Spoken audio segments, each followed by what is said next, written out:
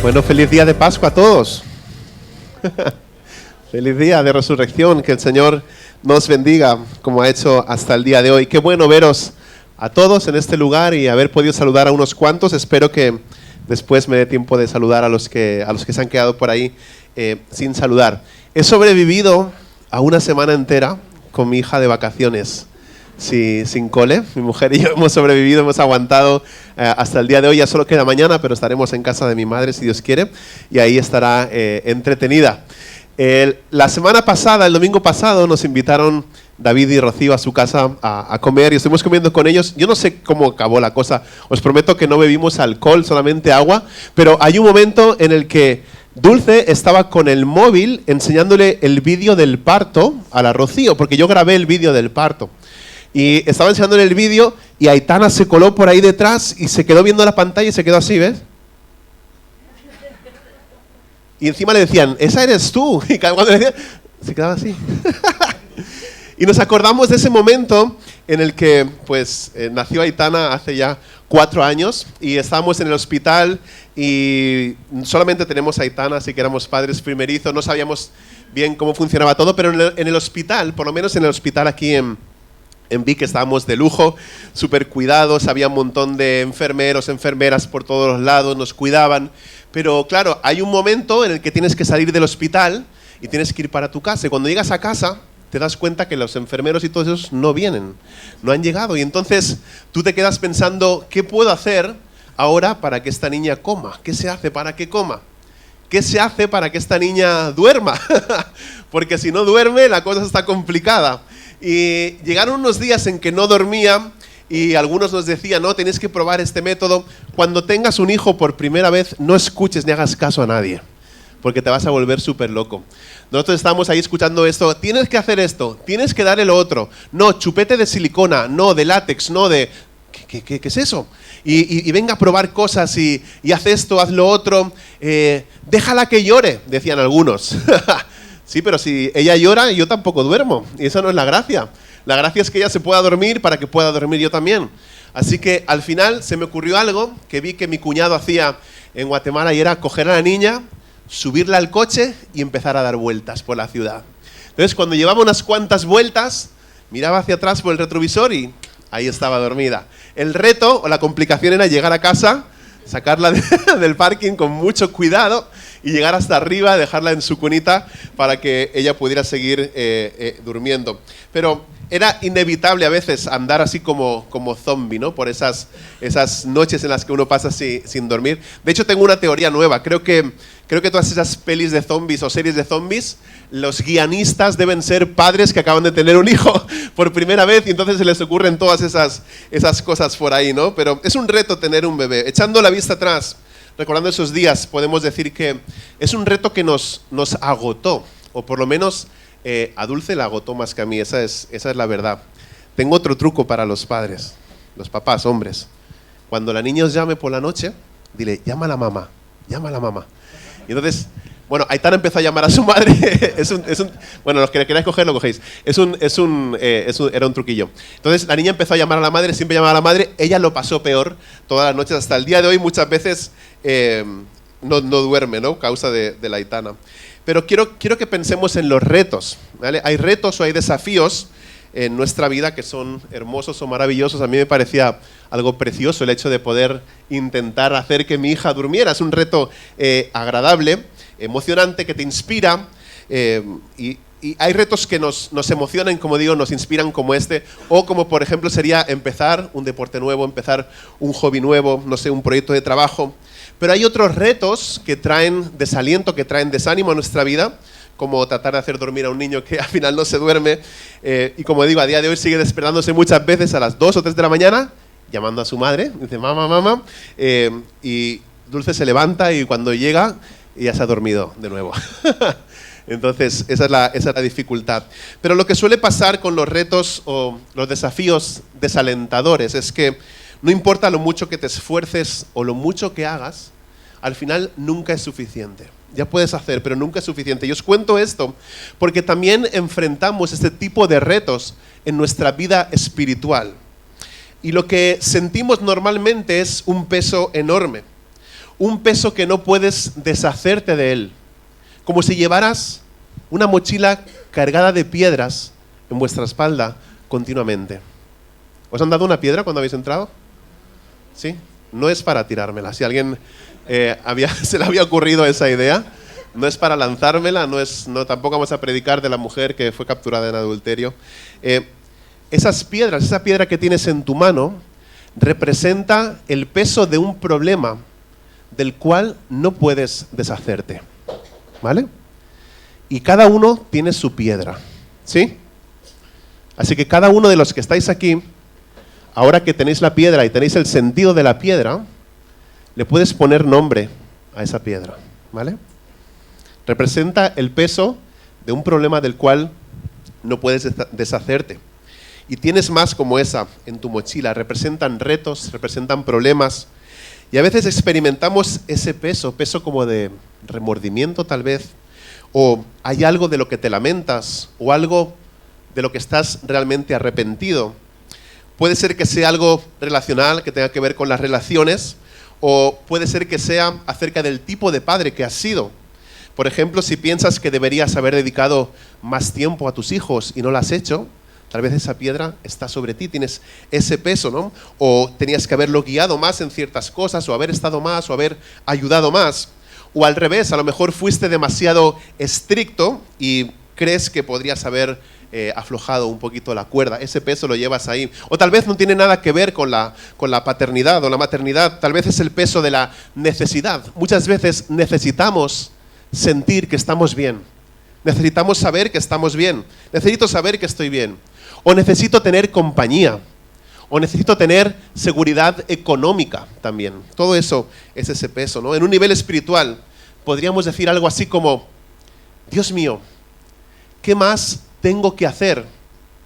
¿Qué tengo que hacer para poder agradarte más a ti, para poder agradarte lo suficiente, para que tú me puedas ayudar en esta área de la vida o en esta otra, para que estés ahí, para que me guíes, para que te encargues de todas esas cosas que yo necesito en mi vida? A lo mejor es el peso de la culpa lo que te está hundiendo también. Puede ser que hayas hecho algo más. Puede ser que haya un pecado en el que has caído. Algo en lo que si tú pudieras ir atrás y poder arreglarlo, lo cambiarías y lo harías completamente diferente. Y ahí tienes esa piedra, lo sigues cargando y lo llevas ahí, pero no se puede, ¿no? Sientes que tienes que hacer algo para compensar todas esas cosas, pero parece que no se puede. ¿Alguna vez has tratado o has experimentado el hecho de tratar de compensar, tratar de agradar a Dios por algo malo que hayas hecho?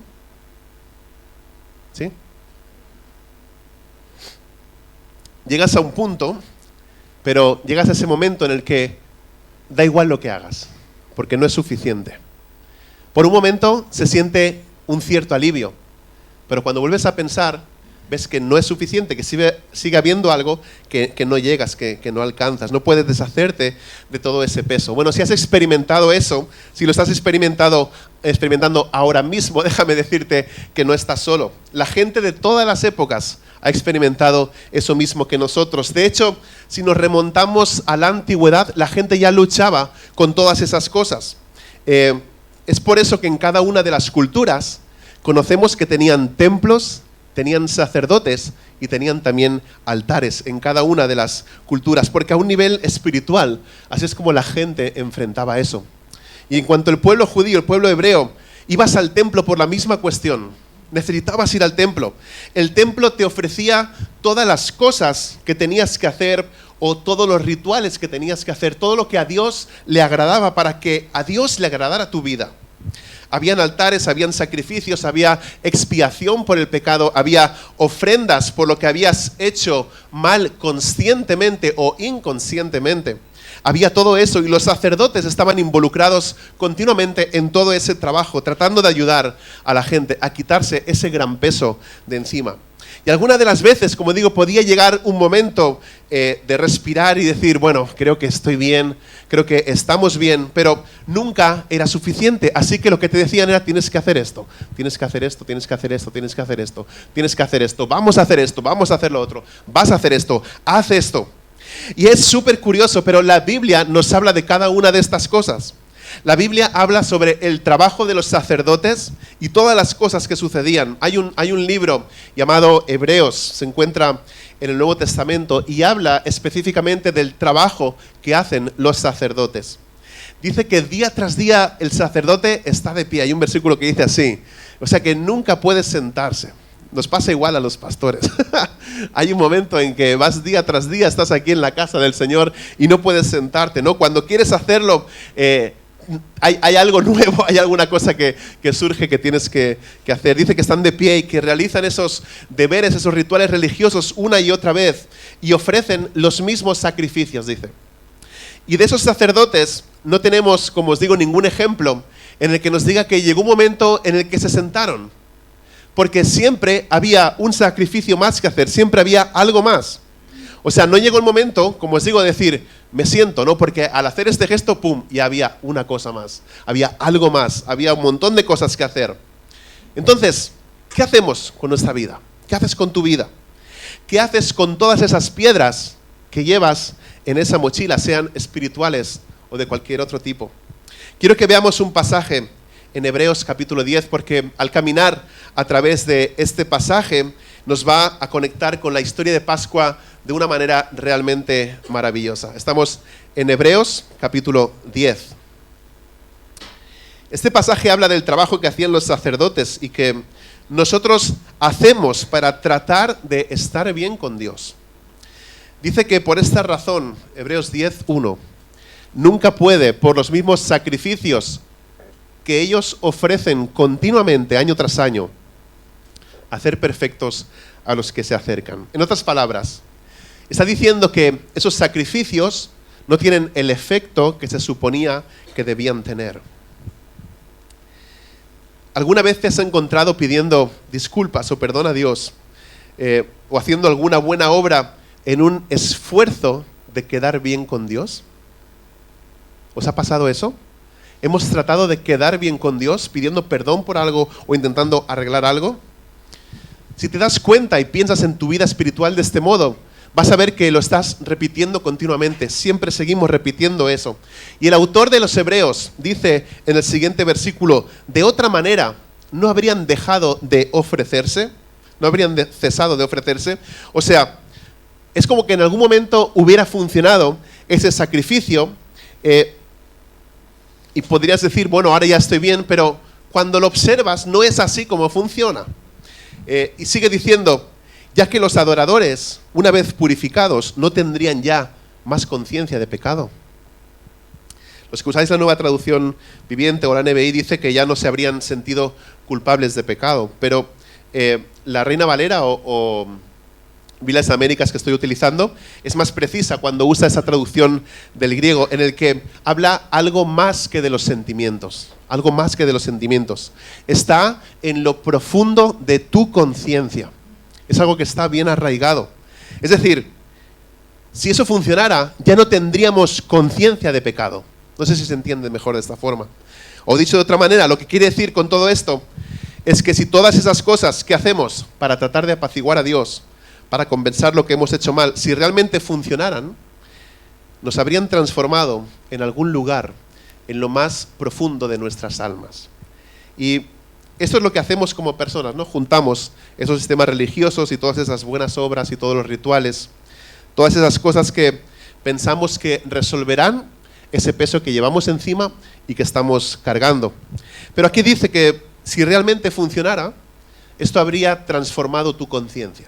Habría transformado nuestra conciencia, habría aplacado el remordimiento, habría eliminado la culpa, habría eliminado el dolor, habría eliminado la preocupación, habría movido realmente tu corazón hacia algo bueno y hermoso. Nuestros anhelos, nuestros deseos empezarían a cambiar, experimentaríamos un tipo nuevo de gozo, un tipo diferente de gozo, de descanso. Eso es lo que está diciendo sobre todas esas cosas religiosas de las que habla la Biblia. Y sigue diciendo que esos sacrificios no son neutrales. Es decir, no es que, bueno, pues como no funcionan, pues no pasa nada si los hago o no los hago, ¿no? Aunque sepamos que tienen un efecto negativo. Dice así, o termina esta primera sección diciendo, Pero en esos sacrificios hay un recordatorio de pecados año tras año. Lo que nos dice es que eso se convierte en algo extraño, que en realidad nos lleva de vuelta al mismo problema. Tal vez hay un momento en lo que, como digo, que hace algo nuevo, pero cuando te das cuenta, te vuelve a arrastrar hacia el mismo problema, hacia el mismo punto de partida, a la misma situación. Y como os digo, no sé si alguna vez habéis experimentado ese momento en el que estás frente a esa lucha, o tal vez es un temor a algo, o tal vez una tentación y sientes que estás haciendo todo el trabajo y que lo has superado porque estás entretenido haciendo algo diferente, pero de repente esa cosa vuelve otra vez a tu vida. ¿Habéis experimentado eso? Una vez, por hacerme el chulito, estamos comiendo en un lugar y me dijeron, ¿has probado alguna vez el chile de árbol? Y yo dije, ¿qué es eso? Me dijeron, es uno de los picantes más picantes de México. Hay este y otro que se llama diente de perro. Y yo dije, dame los dos. Dame los dos. Y estamos ahí comiendo y me coge, me meto el chile ese, me lo como, lo muerdo y digo, pues esto no hace nada. Y de repente me quedo así mirando a Dulce y me dice, ¿qué te pasa? Y digo, ¿qué me pasa de qué? Me dice, tiene los ojos rojos y estás sudando. Y digo, pues nada, o sea, no, aparte de que no me siento la cara, todo parece estar bien. Y empecé a sentir un picor increíble, pero increíble, y no se me ocurrió otra cosa que coger un vaso de Coca-Cola fría y metérmelo. Con la Coca-Cola pica más todavía el chile. Entonces ya no sabía qué hacer. Entonces fui corriendo a meter literal la boca debajo del grifo, ahí en casa de mis suegros, levanté el grifo, metí la boca que me pasara el agua bien fría y se calmaba, pero al rato volvía otra vez ese dolor y ese picor. Y vengo y vuelvo a tomar Coca-Cola otra vez. Otra vez el picor y la boca, yo me sentía como dos Frankfurts, aquí me sentía la boca reventada, ya no sabía qué tenía que hacer para que se fuera ese picor y vuelvo otra vez ahí debajo del agua y vuelvo a echarme el agua y el picor que no se va. Luego me dijeron que uno de los trucos es beber leche. Con la leche se quita el picante. Pero yo estaba haciendo esto una y otra vez, literal, como 3 o 4 veces fui a meter la cabeza debajo del grifo porque el picor se iba, pero luego volvía a aparecer otra vez. Pero comí, chile de árbol y diente de perro. Pero vuelve el picor una y otra vez. Y cada vez que bebía agua, como digo, se ponía peor la cosa. Pero nos pasa algo parecido con el sistema religioso que nos atrae, ¿no? Tiene que ver con el hecho de trabajar duro. Un sistema religioso acerca de lo que necesito para complacer a Dios, para compensar mis fallos y mis remordimientos, o para probarme espiritualmente a mí mismo de alguna manera. Tenemos momentos en los que es como, ¡hala! He hecho todo esto tan bien y me siento genial. A veces pasa eso, ¿no? Haces algo bien y dices, me siento bien. Lo he superado, lo he logrado, me siento genial, todo ha sido buenísimo. Pero el escritor de Hebreos está diciendo que todo esto te lleva siempre al mismo punto, recordándote el fracaso y que podrías hacer más. Siempre hay más para hacer. Queridos amigos, una religión como esta es lo peor, es la peor salsa picante de la historia, porque eso es lo que te hace, te obliga a buscar el alivio en la misma cosa que te está causando daño y dolor. Te mueve hacia adelante, pero al final solo trae más dolor. Y estoy seguro de que muchos de vosotros sabéis de lo que estoy hablando y cómo es eso. Algunos de vosotros os habéis relacionado con cristianos, con creyentes que con la mejor de las intenciones han querido ayudaros, pero aquello que han puesto en vuestros pies, en vuestras manos, en vuestra mente, en vuestras mochilas, solo ha creado una especie de vergüenza y de culpa. Y eso, la verdad que es algo que duele. O a lo mejor algunos de vosotros formabais parte de una iglesia en la que de alguna manera u otra querían que todos fuerais buenos, justos, santos y piadosos, y no hay nada de malo en eso, pero lo hacían de una manera que seguían empujándoos hacia reglas hacia leyes, al final hacia un sistema de obras. Seguían presionándote para que estuvieras a la altura, de modo que eso se convierte en un peso que aplasta, porque nunca llegas a ese estándar o a ese nivel, y donde buscabas ese alivio, pues encontraste dolor. Y la verdad es que lo siento mucho que algunos hayáis vivido eso. Es algo que me remueve a mí también, porque yo mismo lo viví en algún momento, pero como humanos nos hacemos esto unos a otros muchas veces. Hay esta cosa en nosotros, que cuando sentimos el peso del arrepentimiento o de la culpa o algo así, como que estamos buscando algo que pensamos que nos va a ayudar. Pero lo que el escritor de Hebreos está diciendo es que nuestros propios esfuerzos, nuestras propias obras, no están bien. Un sistema religioso como este no es lo que finalmente nos va a ayudar. Nos deja sintiéndonos más y más lejos de Dios. Cada vez estamos más y más lejos de Dios. Y es interesante lo que dice a continuación, porque si te encuentras en esta posición o situación de sentir que te acercas a Dios, pero luego parece que esa relación con Él se vuelve más distante y empiezas a perder la esperanza. Dice algunas cosas aquí en las que debemos fijarnos, algunas cosas que creo que son necesarias recordar. El escritor de Hebreos describe esta especie de conversación que está teniendo el mismo Jesús con Dios Padre, y es algo muy revelador. Aquí nos encontramos unas palabras de Jesús hablando con el Padre. Dice esto. Dice: sacrificio y ofrenda no has querido. Hebreos 10, 5 y 6. Sacrificio y ofrenda no has querido, pero un cuerpo has preparado para mí. Jesús diciéndole a Dios: sacrificio y ofrenda no has querido, pero un cuerpo has preparado para mí. En holocaustos y sacrificios por el pecado no te has complacido. Aunque la ley requería hacer esos sacrificios, es decir, hay todo ese sistema religioso y la ley espiritual requería que se hicieran, pero tienes que saber esto. Dice que todo eso no complacía a Dios. Todo el apaciguamiento o tratar de apaciguar todos los sacrificios, todos esos rituales que la gente hacía, como llevar toros y cabras, como dice la Escritura, y animales que eran sacrificados con todo ese derramamiento y toda esa sangre por todos lados, no complacían a Dios. No es un Dios que está diciendo: necesito que compenses lo que has hecho de esta manera. No es lo que Dios busca. Sin embargo, mira lo que dice a continuación. Entonces dije, de nuevo Jesús hablando: he aquí, yo he venido. En el rollo del libro está escrito de mí, para hacer, oh Dios, tu voluntad. ¿Y cuál fue la voluntad de Dios para Jesús? ¿Cuál fue la voluntad de Dios para Jesús? Que en lugar de hacer que la gente haga todos esos sacrificios y todas esas obras para llegar a Dios, Jesús está señalando esto. Y es que la voluntad de Dios es que yo llegue a la gente. No que la gente tenga que llegar a mí, sino que soy yo el que llego a ellos. Yo soy. Pues esa es la historia de la Pascua. Esta es la historia de la resurrección. Es la historia de un Dios que se abrió camino hacia nosotros. Así que empieza por ahí esta historia. Así que cuando nos entre esta cosa de ¿estoy haciendo lo suficiente? ¿O estoy haciendo lo suficiente para ganarme el amor de Dios?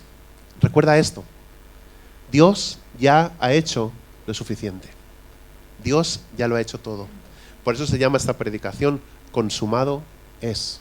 Y más adelante vamos a ver algo acerca de eso. Dios ya hizo lo suficiente. Dios ya abrió ese camino hacia ti. Y estoy seguro de que muchos de los que estáis aquí podíais pasar aquí delante y explicar vuestro testimonio de conversión. Muchos podíais pasar aquí y explicar ese día en que Jesús os llamó. Muchos de los que estáis aquí, o algunos, podéis explicar cómo Dios os sacó de las calles, cómo Dios os libró de las drogas, cómo Dios os sacó del adulterio, cómo Dios os sacó de la pornografía. Estoy seguro de que hay un momento en el que Jesús llega a vuestra vida y os atrae. Y tenemos muchas historias que podemos contar, como nuestro matrimonio, como los matrimonios han sido restaurados. Hemos visto cómo hay algunos cáncer que han vuelto atrás. Siempre hablamos de la voluntad de Dios y su soberanía, ¿no? Si Él quiere, sana. Y hay historias en esta congregación de cáncer que ha vuelto hacia atrás y no ha terminado con la vida de los que estáis aquí. Y como digo, conozco muchas historias de los que estáis aquí hoy y me encantan. Y si comparamos cada una de esas historias, cada uno de los testimonios de los que estáis aquí, vais a ver que ese llamado de Jesús a vuestras vidas no sigue una fórmula mágica, no sigue una fórmula concreta, no hay algo específico que a todos nos ha pasado exactamente lo mismo. A cada uno Dios os vino a buscar en un momento diferente de vuestra vida, económico, social, cultural, de edad incluso, de país también. En cada uno ha obrado de formas diferentes. Es Dios obrando a través de las circunstancias de nuestra vida, en formas únicas, pero hablando a nuestra mente y a nuestro corazón. Así es como Jesús obra, ¿no? De todas estas maneras. Y tal vez tú encuentres que Cristo está haciendo lo mismo en tu vida ahora mismo. Tal vez está trabajando de alguna manera especial. Y una de las luchas que tenemos a veces es cómo llegamos a ese punto. Es decir, veo que Dios está haciendo su camino hacia mí, ¿no? Pero ¿cómo puedo compensar el peso de esos fracasos o todo ese remordimiento que tengo? Y podemos quedarnos atascados en ese lugar. Y de nuevo, de esto es de lo que trata la historia de la Pascua.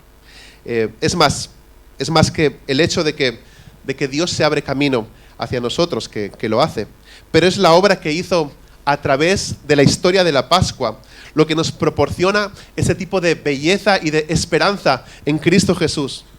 Cuando pensamos en la historia de la Pascua, comenzamos pensando a lo mejor en el Viernes Santo, Jesús crucificado, puesto en esa cruz.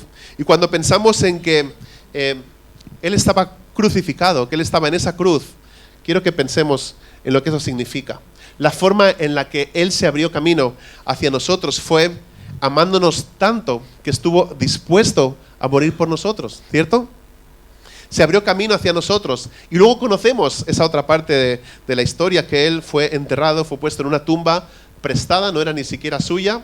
José de Arimatea pide al centurión que le deje enterrar en su sepulcro familiar el cuerpo de Jesús. Y se convierte en una especie de sacrificio que no se parece a ningún otro sacrificio hasta ese momento. Pensamos en los sacrificios del templo. Ya sabes, toda esa gente llevando todos esos animales a los sacerdotes, etc.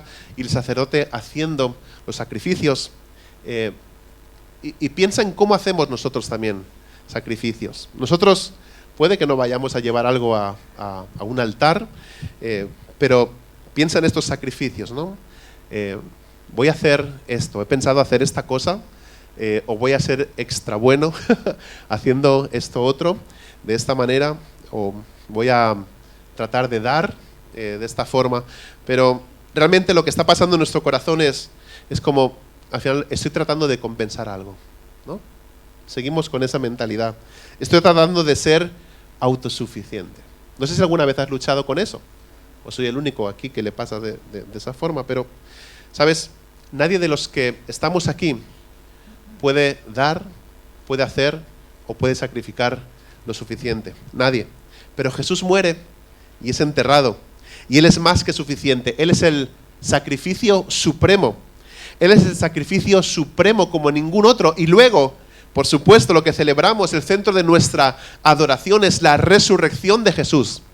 Que no se queda en esa cruz, que no se queda en esa tumba, sino que Él resucita al tercer día, se levanta de la tumba, vence al pecado, vence a la muerte, así como hemos cantado todos juntos en esta mañana y como dice en la Escritura. Y esto es algo precioso y algo que hay que entender lo que Él ha hecho, ¿no? Al conquistar el pecado, al conquistar la muerte, la resurrección, lo que ha hecho es acabar con el sistema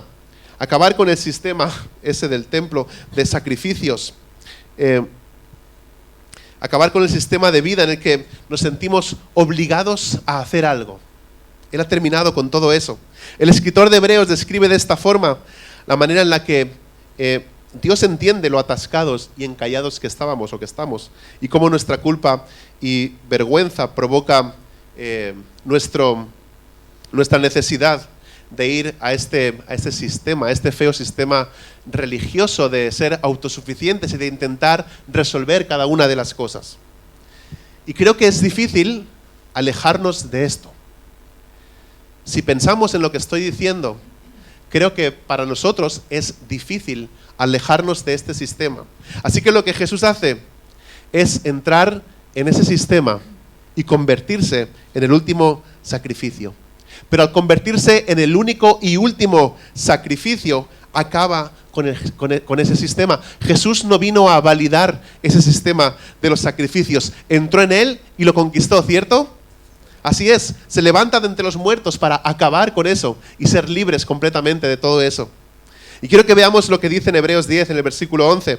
La primera parte dice: y ciertamente todo sacerdote está de pie día tras día, ministrando y ofreciendo muchas veces los mismos sacrificios. ¿Cuántas veces nos sentimos así nosotros? ¿Cuántas veces nos sentimos así? Voy a cambiar esto en mi vida de oración, voy a hacer esto otro, voy a dejar de hacer esto otro. Dios mío, voy a hacer esto por ti. Y hacemos un montón de cosas, pero sigue diciendo el texto: y ciertamente todo sacerdote está de pie día tras día, ministrando y ofreciendo muchas veces los mismos sacrificios. Escucha bien, que nunca pueden quitar los pecados. Y esos sacerdotes trabajaban duro, trabajaban durísimo. Y nosotros creo que también. Pero al final eso no logra lo que necesitamos. No logra lo que necesitamos. Y ahora describe a Jesús en su sistema, pero lo describe siendo un sacerdote de nuestro sistema. Dice, pero él, hablando de Jesús, pero él, habiendo ofrecido un solo sacrificio por los pecados para siempre. Este detalle es muy interesante. Se sentó a la diestra de Dios. Me encanta que el escritor de Hebreos haya puesto este detalle aquí. Se sentó. Los sacerdotes estaban siempre de pie. Os lo he dicho, nunca se sentaban, porque el trabajo nunca se acababa. Pero Jesús ofrece un único sacrificio, a sí mismo. Hizo todo lo que hacía falta. Y entonces se sienta. Ya se ha terminado. La imagen es tan poderosa. Jesús se sienta. Ya está hecho. Ya lo ha hecho. Jesús está colgando en la cruz. Y la Biblia registra sus últimas palabras justo antes de morir. ¿Qué es lo que dice Jesús? Dice, se acabó. Consumado es. Consumado es. He hecho todo lo que había que hacer. He hecho todo lo que había que hacer. Nadie necesita arrastrarse. No se necesitan más sacrificios. Jesús vino a ser el último sacrificio para que tú y yo no vivamos en un sistema de sacrificios. No nos levantamos por la mañana pensando, ¿qué tengo que sacrificar hoy? ¿Qué sacrificio tengo que hacer hoy? ¿Qué tengo que hacer hoy para que Dios esté contento conmigo? ¿Qué tengo que hacer para dejar estos sentimientos de culpa o estos remordimientos? Nada, porque Jesús ya acabó con eso. La Pascua no es solamente la historia de cómo Dios lo hizo, y como digo, es precioso saberlo y lo necesitamos, sino que es la increíble historia de cómo Dios vino y entró en nuestro mundo con nuestras luchas a un sistema que nosotros no podíamos soltar. Y nos dice, observa esto, mira, lo voy a hacer, yo lo voy a hacer, yo lo haré. Viviré en vuestro sistema y lograré lo que nadie ha hecho en vuestro sistema. Viviré una vida perfecta y seré el sacrificio perfecto. Y ahora lo conquistaré y acabaré con él. Se acabó, consumado es. Se ha terminado. Y lo que tienes que hacer, dice Jesús, es aceptar ese sacrificio. Y entonces vas a venir conmigo. Escucha, te vas a sentar conmigo también a la diestra de Dios. ¿No es increíble eso? Eso es lo que Jesús ofrece. Y es algo maravilloso. Así que, amigos míos, en esta Pascua puede que muchos de vosotros seáis cristianos de hace tiempo, no lo sé, pero como me pasa a mí, a veces queremos levantar por nuestra propia esfuerzo esas piedras y queremos seguir llevándolas. y queremos hacer un montón de cosas. Pero tal vez podemos recordar en esta Pascua que no tenemos que sostener esas cargas, que no tenemos que sostener ya más esas piedras. No, Jesús me sostiene, Jesús nos sostiene y puedo dejar esas cosas. Pero a lo mejor hay alguien aquí que nunca ha dado ese paso para decir, voy a dejar atrás toda esa cosa de las obras. Quiero dejar atrás todo ese sistema de autosuficiencia, de hacer, de complacer, de seguir haciendo. Dejaré de tratar de apaciguar a Dios, de complacer a Dios. Dejaré que Jesús entre en mi corazón y en mi vida. Si nunca has hecho eso, quiero invitarte a que lo hagas esta mañana. Renuncia a ese viejo sistema por Jesús, porque está terminado. Siéntate con Él. Y sabes, para convertirte en un seguidor de Cristo no hay, como decía antes, una fórmula mágica para eso. No hay un lugar en la Biblia en el que diga, mira, haz esto y ya automáticamente eres seguidor de Cristo. No hay palabras exactas. La manera más común en la que describe la Biblia para ser seguidor de Cristo es que simplemente creas y confíes en Él. El mensaje de Jesús era, arrepentíos, porque el reino de los cielos ha llegado. ¿Qué tenemos que hacer nosotros? Arrepentirnos y confiar completamente en Jesús, en sus palabras, en que todo ha terminado, en que se ha acabado, en consumado. Consumado es. Simplemente, es decir, pongo mi vida en tus manos. No voy a trabajar para arreglar mi pecado porque sé que tú ya lo has hecho. Tú ya has pagado el precio. Así que yo voy a confiar completamente en ti. Así que quiero animarte a que si nunca has hecho eso, puedas hacerlo en el día de hoy, en esta mañana. Así que lo que voy a pediros en un momento es que podáis inclinar vuestras cabezas y podamos cerrar nuestros ojos. Todos nosotros, y voy a orar algo muy sencillo. Y puedes usar tus propias palabras o puedes repetir después de mí. Solo voy a hacer una pequeña frase, si quieres usar mis palabras o tus palabras, no importa. Pero quiero invitarte a hacer eso y a dar realmente ese paso de dejar lo viejo y convertirte en un seguidor de Cristo. Así que, como digo, ¿por qué no cerramos los ojos? Inclinamos nuestro rostro en este momento y si quieres convertirte en ese seguidor de Cristo, nunca lo has hecho antes, ¿por qué no oras conmigo? Vamos a orar. Vamos a dejarlo grabado por si alguien ve esa predicación y no ha recibido a Cristo, que pueda hacerlo también. Querido Jesús, venimos delante de ti, vengo delante de ti ahora mismo y te doy todo el peso de mi arrepentimiento, te doy todo el peso de lo que me avergüenzo, te doy todo el peso de lo que he hecho mal, te doy todo el peso de mis necesidades, porque te necesito, porque quiero estar bien, porque necesito saber que estoy seguro en ti y te invito a mi vida para ser mi Salvador, para sentarme contigo, para sentarme con Dios, en el nombre de Jesús. Amén. Seguimos con los ojos cerrados. Si alguien ha hecho esta oración y quiere levantar su mano para que lo pueda ver, solo por un momento. Gracias. Gracias a Dios. Gracias. Gracias. Gracias aquí también. Gracias a Dios. Gracias.